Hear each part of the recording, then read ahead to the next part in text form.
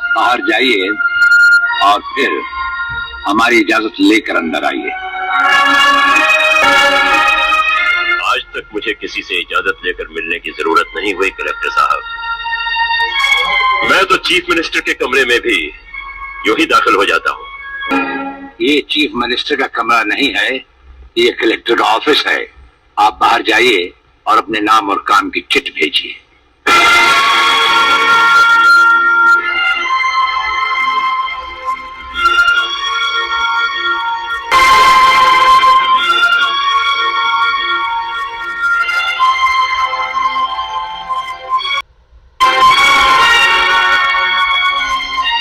अंदर भेजो।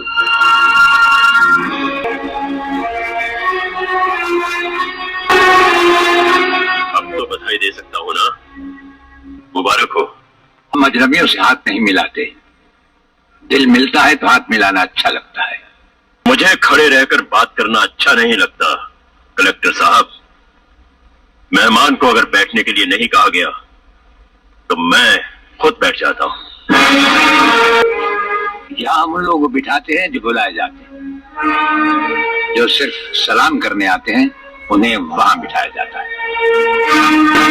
मेरा नाम गंगाधर चौधरी है और हमारा नाम राजपाल चौहान है।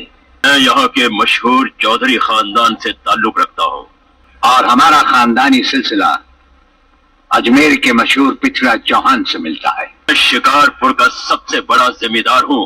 राजस्थान में हमारी भी जमीनात हैं और तुम्हारी हैसियत के जमींदार हर सुबह हमें सलाम करने हमारी हवेली पर आते रहते हैं।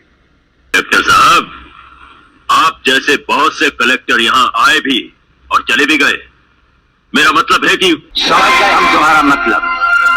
हम वो कलेक्टर नहीं जिनका फूंक मारकर तबादला किया जा सकता है। कलेक्टरी तो हम शौक से करते हैं, रोजी रोटी के लिए नहीं। दिल्ली तक बात मशहूर है कि राजपाल चौहान के हाथ में तंबाकू का पाइप और जेब में इस्तीफा रहता है। जिस रोज हम इस कुर्सी पर बैठकर इंसाफ नहीं कर सकेंगे उस रोज हम इस कुर्सी को छोड़ देंगे। समझ गए चौधरी? अच्छी इज्जत की है तुमने मेरी नौकरों के सामने। नौकर पालना है तो मालिक बनना सीखो। जमींदारी करनी है तो जमींदारों से दिल पैदा करो। गरीब और मजदूर से लड़ने वाला ना मालिक होता है और ना ही जमींदार। इस दफ्तर में हमारा पहला दिन है, इसलिए हम तुम्हारे गुनाहों का हिसाब आज नहीं फिर कभी मांगेंगे। रामो। जी हुजूर। तुम लोग चौधरी साहब के साथ शिकारपुर लौट जाओ। अब तो जमींदार जी हमको जीने नहीं देंगे हुजूर। अब तुम्हें कुछ नहीं होगा।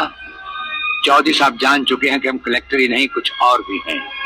वैसे इस दफ्तर के ही नहीं हमारे घर के दरवाजे भी तुम्हारे लिए हमेशा खुले रहेंगे। चौधरी साहब इन्हें अपने साथ शिकारपुर ले जाइए।